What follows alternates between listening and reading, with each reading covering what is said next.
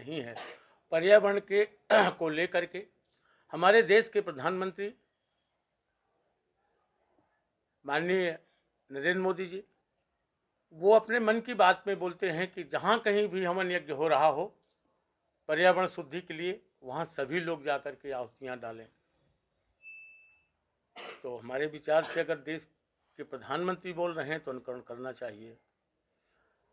और एक विशेष बात ध्यान से सुने, यह यज्ञ आपके यहाँ के बीच के किसी लड़के ने मेरी गुफा भी बनवा दी है।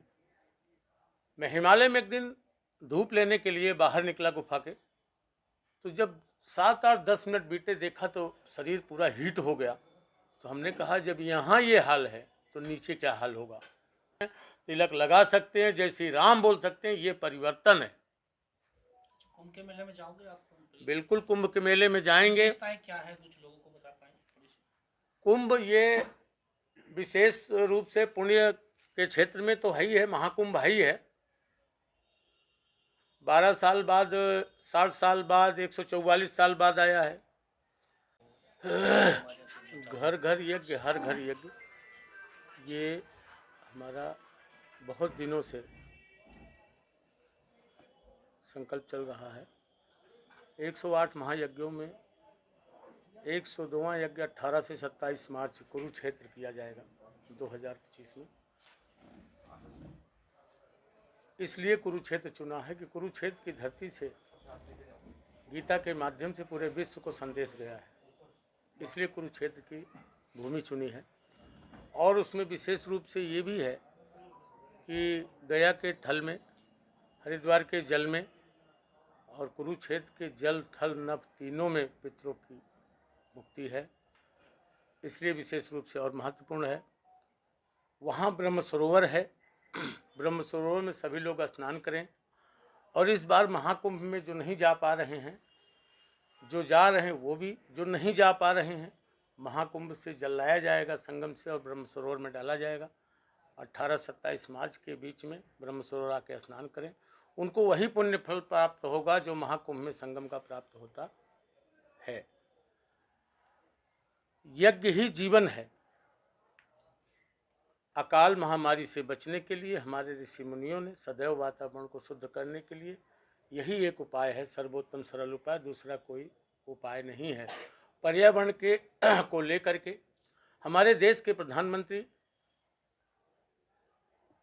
माननीय नरेंद्र मोदी जी, वो अपने मन की बात में बोलते हैं कि जहाँ कहीं भी हवन यज्ञ हो रहा हो पर्यावरण शुद्धि के लिए, वहाँ सभी लोग जाकर के आहुतियाँ डालें।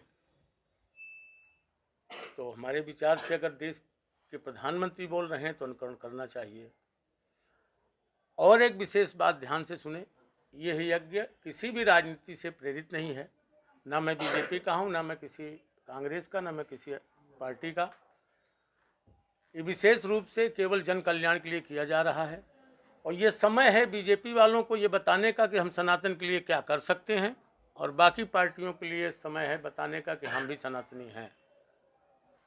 इसलिए सभी लोग उसमें, हरियाणा वासियों से जहाँ तक सुन रहे हैं, सबसे अपील है कि सभी लोग 18 से 27 मार्च वहाँ जरूर पहुँचें। अभी भूमि पूजन किया गया था, मोहन लाल जी प्रदेश अध्यक्ष भाजपा, उन्होंने मेरे भाव को समझा, उनसे हमने कहा, उन्होंने जा कर के भूमि पूजन किया अच्छे भाव के साथ। और भी कई लोग वहाँ उपस्थित थे। कृष्ण बेदी जो इस समय वर्तमान में मंत्री हैं, पवन खरखोदा विधायक हैं, और ऐसे देवेंद्र अत्री से भी मिले, और बहुत सारे विधायक मिलते जा रहे हैं और अपना समर्थन भी दे रहे हैं, और अच्छा लग रहा है सबको, और आश्वासन भी दे रहे हैं कि वहाँ पहुँचेंगे। यह कार्य सिर्फ आपके लिए है। पहले कोरोना आया था, अगर कोई उपाय नहीं किया गया तो फिर अब HMPV, अब कौन सा वायरस आ रहा है, यह बात तो हम सालों से कहते चले जा रहे हैं। हम आपको अपनी एक आप बीती घटना सुना देते हैं। अभी मैंने माइक पर बोला कि मैं हिमालय रहता हूँ, आपके यहाँ के बीच के किसी लड़के ने मेरी गुफा भी बनवा दी है। मैं हिमालय में एक दिन धूप लेने के लिए बाहर निकला गुफा के, तो जब 7, 8, 10 मिनट बीते देखा तो शरीर पूरा हीट हो गया। तो हमने कहा जब यहाँ ये हाल है तो नीचे क्या हाल होगा। और जो पता लगाया तो दिल्ली 51 पर पहुँच रही थी। अगर 2-3 डिग्री और बढ़ जाता तापमान तो क्या होता। पृथ्वी का तापमान बढ़ा हीट हुई, गर्म हुई तो ग्लेशियर्स फटेंगे, जल प्रलय कोई रोक नहीं सकता है। इसलिए उसके संतुलन को बनाए रखने के लिए यदि समय पर आप हवन यज्ञ करते हैं तो निश्चित रूप से समय पर जल वृष्टि हो जाएगी, पृथ्वी का तापमान बढ़ने नहीं पाएगा। दूसरा, 17 सितंबर को यज्ञ दिवस मनाया जाता है। 17 सितंबर को वही बरसात का समय होता है, उसी समय मच्छर मलेरिया जो कुछ है, डेंगू, उसी समय सब पैदा होते हैं मच्छर। यदि 17 सितंबर को यज्ञ दिवस मना लिया जाए तो एक साथ अगर 10-5 हज़ार कुंड पूरे हरियाणा में, पूरे देश में, प्रदेश में, जहाँ तक बात है, हम पहले तो हरियाणा सरकार से अपील करेंगे कि ये 17 सितंबर को यज्ञ दिवस घोषित करें, क्योंकि योग दिवस हो गया, बाल दिवस हो गया, स्वतंत्रता दिवस हो गया, हरियाणा दिवस हो गया, एक यज्ञ दिवस भी घोषित करना चाहिए। उस दिन कम से कम 15 मिनट अपने अपने घरों पर सब लोग हवन कर लेंगे तो निश्चित रूप से एक बार वातावरण शुद्ध हो जाएगा, हमारे बच्चे डेंगू मलेरिया से बचेंगे। और उसके बाद एक और महत्वपूर्ण बात उसमें जुड़ी हुई है कि उसी दिन हमारे यशस्वी प्रधानमंत्री माननीय नरेंद्र मोदी जी का जन्मदिन भी है 17 तारीख। इसलिए हरियाणा सरकार से भी अपील करूंगा कि 17 सितंबर को यज्ञ दिवस घोषित करें। महात्मा जी, बांग्लादेश की अगर बात करें, जिस तरह से बांग्लादेश में चल रहा है हिंदू के साथ, और भी कई ऐसी जगह हैं जहाँ पर नू में जो जैसे हुआ, क्या लगता है आपको कि सनातन के बारे में है और सनातन को बचाने के लिए बिल्कुल ये कार्य करना चाहिए, सबको उठ के खड़ा होना चाहिए। भारत ये तब तक है, ये भारत तभी तक है जब तक यहाँ हिंदू बच्चे हैं। जैसे अफगानिस्तान, पाकिस्तान, बांग्लादेश सब साफ होता चला आ रहा है, फिर सिकुड़ते चले जा रहे हैं। ज़रूरत है एकजुट होने की। आप अगर इनसे हिंसा से नहीं लड़ सकते तो समर्थन देकर के विचारों से तो लड़ सकते हैं। अगर विचारों से ही लड़ते रहे तो कहीं ना कहीं हम सुरक्षित रहेंगे, जैसे आज सुरक्षित महसूस करते हैं। हम नॉर्थ ईस्ट में जाते हैं, नॉर्थ ईस्ट में काम करते हैं, मेघालय, त्रिपुरा, मिजोरम, आसाम, इस तरफ जाते हैं काम करते। जब हम 2011, 12, 10 में जाते थे तो बड़ी मुश्किल होती थी, भगवा पहन करके सड़क पर निकलने के लिए बड़ी मुश्किल होती थी, जय श्री राम बोलने के लिए मुश्किल होती थी। वहाँ कई आरएसएस के प्रचारक मरवा दिए गए, कई संत मरवा दिए गए। लेकिन आज के समय में जब आप जाएंगे तो भगवा पहन के किसी भी सड़क पर खड़े हो सकते हैं, मंदिर में पूजा कर सकते हैं, तिलक लगा सकते हैं, जय श्री राम बोल सकते हैं। ये परिवर्तन है। कुंभ के मेले में जाओगे आप? बिल्कुल कुंभ के मेले में जाएंगे। क्या है, कुछ लोगों को बता पाएंगे थोड़ी सी? कुंभ ये विशेष रूप से पुण्य के क्षेत्र में तो है ही है, महाकुंभ है ही है। 12 साल बाद, 60 साल बाद, 144 साल बाद आया है। सबसे महत्वपूर्ण है कि वहाँ पर पहुँचे। विश्व का सबसे बड़ा मेला है ये, विश्व का सबसे बड़ा मेला। और वहाँ जाकर के पुण्य अर्जित करें, गंगा स्नान करें, साथ साथ अपने हिंदू होने का समर्थन भी करें और प्रमाण भी दें। जाना चाहिए सबको, कुंभ में ज़रूर जाना चाहिए स्नान करने। नहीं जा पा रहे हैं तो मैंने कहा कि ब्रह्म सरोवर आके स्नान करिए। कुरुक्षेत्र में ब्रह्म सरोवर है, ब्रह्म सरोवर में स्नान करिए, संगम का जल वहाँ ला के डाला जाएगा और हवन करिए अपने पितरों के निमित्त। वहाँ 10 दिन उपस्थिति दीजिए, भंडारा लीजिए। आपकी भूमि, आपका जल, आपका हवन, आपकी सामग्री, आपका भोजन, आपका भंडारा। मैं मीडिया में बोल रहा हूँ, पूरी जिम्मेदारी से बोल रहा हूँ। आप सब केवल उपस्थिति वहाँ दीजिए, ये इस कर्म में आइए, सम्मिलित होइए। बाकी शेष मेरा कोई उद्देश्य नहीं है। महाराज जी, 108 यज्ञ आपने कर दिया, 1008, और ये 102वां 108 में 102वां नंबर है। 108 में है ना? 108 में 102वां नंबर है। 1008 कुंडी यज्ञ है। तो 102वां ये यज्ञ है। कहाँ से शुरुआत की थी और कहाँ आप 108? नासिक से शुरुआत की थी हमने। ठीक है। और कुछ 108वां कहाँ? 22-23 प्रदेशों में कर चुके हैं। 22-23 जी।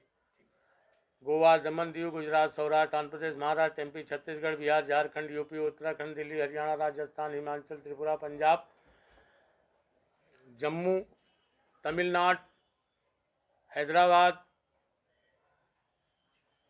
22-23 प्रदेश कर चुके। बाकी जो बचे हुए प्रदेश हैं, प्रयास करूंगा कि पूरे भारत में करूं, जितना हो सकेगा उतना करने का प्रयास करूंगा। महाराज अच्छा जी जी, कुंभ जैसे लगा तो कुंभ का अर्थ क्या है? वो कुंभ ही क्यों है? कुछ खास मायने होंगे कुंभ के, और उसका महत्व क्या है? कुंभ जहाँ जहाँ अमृत की बूंदें गिरी थी वहीं वहीं कुंभ लगता है। जहाँ जहाँ अमृत की बूंदें गिरी थी वहीं वहीं कुंभ लगता है, इसको देख लेना। लेकिन प्रयागराज में हर साल वहाँ माघ मेला लगता है। वहाँ यज्ञ की गई थी और निरंतर यज्ञ चलती रही। यज्ञ पर यज्ञ, यज्ञ का एक नाम है याग, उसको याग पर याग प्रयाग, इसलिए उसका नाम प्रयाग है, क्योंकि यज्ञ पर यज्ञ निरंतर चलती रही। अच्छा महाराज जी, जो सनातन को बचाने के लिए महात्माओं का क्या योगदान होना चाहिए? सनातन को बचाने के लिए सभी महात्माओं को, भक्तों को, हिंदुओं को जागृत करते रहना चाहिए और जागृत करके उनको खड़े होना चाहिए और खुद खड़े होने चाहिए, खुद भी खड़े होने चाहिए। महाराज जी, मुसलमानों की संख्या जल्दी से जल्दी बढ़ रही है, हिंदुओं की घट रही है, क्या वो कानून को लागू करते नहीं? उसमें चाहिए, सरकार को भी चाहिए कि जनसंख्या नियंत्रण पर विचार करे और जिनके बच्चे 2 से 3 से अधिक हैं उनकी व्यवस्थाओं पर अंकुश ये तो लगाए। है, हिंदुओं पे तो लागू होता है, ये मुसलमानों पे लागू नहीं होता। मुसलमानों पे लागू करना चाहिए। अगर लागू नहीं करेंगे तो कुछ दिन के बाद हिंदू बचेंगे नहीं। जैसे अभी कानून लेकर एनसीआरबी का कि भाई मान्यता दे, लेकिन कुछ समाज के लोग इकट्ठे हो जाते हैं कि नहीं ये गलत है, ये मुसलमानों पे अत्याचार है। जो समाज के लोग इकट्ठा करते हैं वो अति के स्वार्थी हैं, वो सिर्फ अपने स्वार्थ में ऐसा करते हैं। इतिहास उठा के पढ़ लीजिए, औरंगजेब का शासनकाल हो, चाहे तुगलक का शासनकाल हो, चाहे बाबर का शासनकाल हो, मुगल शासकों का इतिहास उठा के पढ़ लीजिए। उन्होंने मंदिरों को तोड़वाना, मंदिरों को नष्ट करना, उसको मस्जिद बनाना, अभी खुदाई में देखिए बराबर निकल रहे हैं। अब जब प्रमाण मिल रहे हैं तो उसमें चिल्लाने की कोई ज़रूरत नहीं है।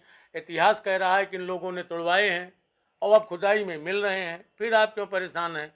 लेकिन कुछ राजनीतिक अति स्वार्थी प्रवृत्ति के व्यक्ति जो है वो पार्टी बेस पर लेकर के ये सब कार्य करते हैं और ये अच्छा नहीं है, क्योंकि जो हमारा साधु संतों का समाज है, इसको इसके खिलाफ खड़ा होकर एक जबरदस्त आवाज नहीं उठानी चाहिए? बिल्कुल उठानी चाहिए। सभी साधु संतों को भी बोलना चाहिए और विशेष रूप से इकट्ठा होकर के सबको बोलना चाहिए। अगर जनसंख्या नियंत्रण नहीं हुआ तो आने वाले समय में आप धीरे धीरे कम होते जाएंगे, वो बढ़ते जाएंगे। एक दिन जब उनकी जनसंख्या ज़्यादा हो जाएगी तो आप कहाँ भागेंगे? अच्छा बाबू जी, एक हमारे सामने प्रेस नोट आते हैं तो उसमें शब्द आता हवन यज्ञ, जबकि शब्द 2 है। हवन और यज्ञ एक ही चीज है या थोड़ा सा अंतर है? हवन एक जो सूक्ष्म में करते हैं वो है हवन, और जो उसका बृहद स्वरूप हो जाता है वो यज्ञ, उससे भी बड़ा हो जाता है तो महायज्ञ।